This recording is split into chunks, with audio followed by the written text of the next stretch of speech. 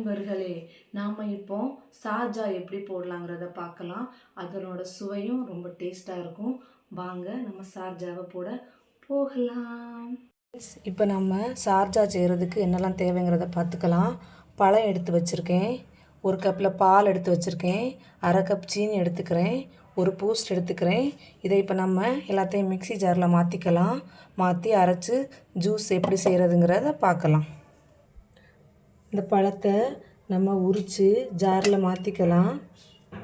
ரெண்டு ரெண்டாக உடச்சி போட்டுக்கலாம். இப்படி எல்லா பழத்தையும் உரித்து மாற்றிக்கலாம்.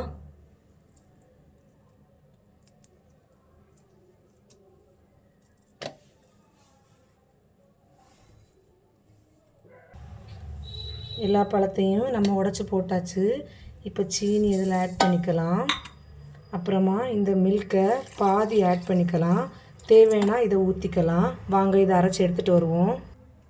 பாருங்கள் ஃப்ரெண்ட்ஸ், நம்ம இப்போ அரைச்சி எடுத்துகிட்டு வந்துட்டோம். சார்ஜா ரெடி ஆயாச்சு.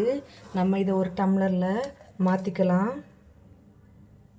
இப்போ இதில் பூஸ்ட்டை பிச்சு மேலே அப்படியே தூவி விட்டுக்கலாம்.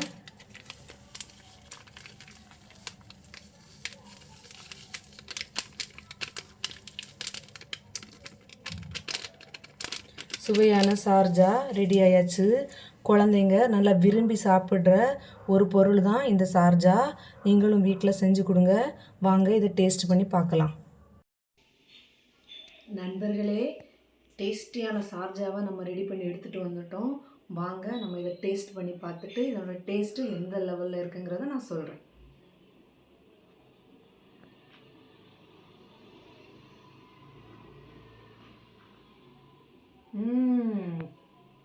ரொம்ப டேஸ்டியாக இருக்குது ஃப்ரெண்ட்ஸ். நீங்கள் வீட்டில் குழந்தைங்களுக்கு செஞ்சு கொடுங்க, விரும்பி சாப்பிடுவாங்க. ரொம்ப அருமையான ஒரு ஜூஸ் தான் சார்ஜா. கண்டிப்பாக செஞ்சு சாப்பிடுங்க, ரொம்ப ஹெல்த்தியாக இருக்கும். அப்புறமா டேஸ்ட்டு வேறு லெவலில் இருக்குது. இதை பார்த்துட்டு மறக்காமல் என் சேனலை சப்ஸ்கிரைப் பண்ணுங்கள், கமெண்ட் பண்ணுங்கள், ஷேர் பண்ணுங்கள். பாய்.